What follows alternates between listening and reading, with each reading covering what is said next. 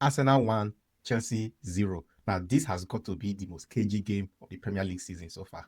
And let's just run through the tactics and how both teams set out to nullify each other in this game. First is with Chelsea starting with a 3-5-2 formation, which out of possession quickly becomes a back five in that 5-3-2 shape. And then what this meant is that they could go 1 versus 1 with everybody that Arsenal threw into that forward line. They could create positional overloads everywhere and prevent Arsenal from actually being able to do anything meaningful with the ball. Look at this phase of play that basically summarized what Chelsea tried to do off the ball. First is that light pressing up front, which doesn't really do anything. Arsenal could play out of that press.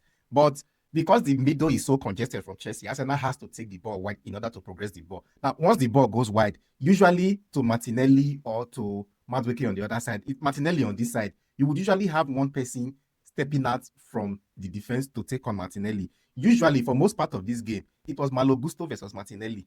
And that was their own 1 versus 1 duel in that part of the pitch. But what Chelsea could do, because they were able to move into a back five, it means that they could create positional overloads out wide. Because as you see, as this phase of play progresses, Delap drops into that space again. By the way, Delap in that 3-5-2 wasn't actually playing as a center forward. He was mostly playing in the right wing, but we'll come to that in a bit. But you can see the positional overload in defending. That's 3 versus 2. It means that Arsenal doesn't have space to actually progress the ball from there. Rice comes in, Chelsea throws a man in again to make it 4 versus 3. And then Arsenal, of course, have to rotate the ball to the other part of the pitch. And then, of course, when it comes to the other part of the pitch again, there is this 1v1 duel on this other side again between and Kukurea. And as usual, Kukurea holds his own against another Arsenal winger. I don't think Madueke got a lot of joy out of Kukurea as well in this game. So basically, Arsenal's build up from there on. Arsenal couldn't really create much from open play against Chelsea in this game. And then on the flip side of it, when it was Chelsea trying to build up or trying to attack, Arsenal had an interesting way of limiting Chelsea's progression of the ball as well. Look at it. Of course, when Chelsea comes back to start an attack, we are all familiar with this Chelsea's 3-2 build-up for now. And the double pivots in this case, if you've been following my analysis, you're probably familiar with this Chelsea's 3-2 build-up. And the double pivots in this case was Caicedo and Andre Santos. And then the back three was the 3 center-backs that Chelsea played. Now, what Arsenal looked to do to limit Chelsea being able to play out from the back and even create anything meaningful was adjusting into a 4-2-4 press. I think the first time I've seen Arsenal play this was the game against Leeds. But this is what they did here again. And this 4-2-4 press proved to be particularly effective in limiting Chelsea. At least it did 3 things to Chelsea. One of them is that this front two of and Gyökeres could lock onto those Chelsea's double pivots, as in this case, which means that Chelsea cannot progress the ball through these two players. Of course, there are ways that Chelsea usually mitigate that. One of those ways would be to try to get somebody out wide to drop in to receive the ball. If you follow my Chelsea analysis, you will notice it usually to be either Enzo Fernandez or somebody dropping wide to receive the ball. But because of the shape of that 4-4-2 press now, instead of the traditional 4-4-2, it's now 4-2-4, which means that you have these 4 players in a straight line.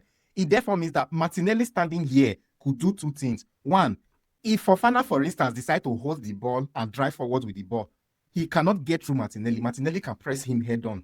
And then, at the other hand, Gusto, who has dropped here to sort of help with rotating the ball from the back, Martinelli can also put him in his cover shadow, which means the ball cannot get to him as well. The same thing happens if the ball comes to this other side. It's the same thing that Madueke does here. He can press Hato to make sure that Hato cannot move the ball forward on his own. And then whoever drops here, probably Kukurea, he can keep Kukurea in his cover shadow as well, so the ball would not get to him. And then what's more to that again is the positioning of these 2 Arsenal players here, Rice and Zubimendi, positioning in between those 2 lines of 4 means that Chelsea defenders cannot play a line-breaking pass through that gap into any of Enzo Fernandez or João Pedro, even if they decide to drop to receive the ball. They cannot. The 2 defensive midfielders for Arsenal are cutting off those passing lanes. So it means that there is actually no outlets for Chelsea through the middle. Now, one of the things they could only do consistently in this half was to try and go long and try to find Liam Delap high up the pitch. And then Hikampie was on Delap for most of the game. And this 1-versus-1 battle between Hikampie and Delap, I think Hikampie came on top in that challenge every single time. Liam Delap didn't win much of his duels with Hikampie, so that was basically null and void for Chelsea. So it turned out to be a very cagey game between 2 teams who have basically tried to outdo each other. Look at that Delap and Hikampie duel again. This time, Chelsea are trying to progress. Of course, the middle is locked, and then they have to go all the way out wide to Dilap. And he has that 1v1 with Hikampie. And of course, Dilap cannot dribble to save his own life. And this was a common theme in the game. Every time he faced Hikampie, he lost the duel, whether the ball is in the air or on the ground. Dilap was just non-functional in the game. So that made it a rather cagey game.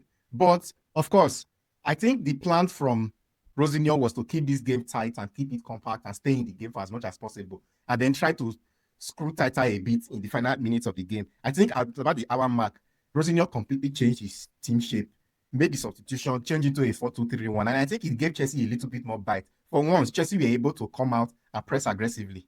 It didn't help much with the progression, but they were able to press aggressively and on some occasions force some turnovers. But I don't think any of these led to any reasonable chance for Chelsea. For instance, this is the second half, and Chelsea were not being as passive as they were in the first half. They were now more than willing to come and take on Arsenal versus one around the pitch, as you can see here. And then what they were able to do with this 1v1 aggression was to force a few errors, just force, like in this case, Zubimendi is rushed into a pass that he mishits. But Arsenal are the best team in Europe defensively. They are the most difficult team to break down. And I knew that it was going to be an uphill task for Chelsea to try to break this Arsenal team down. And unfortunately, they threw everything forward in the last minute of the game, hoping to get a goal, and they ended up conceding a goal themselves. We don't have to go into the analysis of that goal. It was as straightforward as it is. If you leave yourself open, you would concede. But on the whole, I think it was a decent performance from Chelsea. I am not really going to criticize Rosinio for his approach to the game. I think any other day that approach would have worked, but it didn't work on this day. So no harm, no foul. There are positives for Chelsea to draw from this game, and I think that is something that we'll probably discuss in another video later. But either way, tactical analysis, this is what we do here. If this content appeals to you, please hit the follow button, hit the subscribe button. And if you're following already, please support the channel, share the video. It helps with the algorithm, help the channel grow. See you on the next one.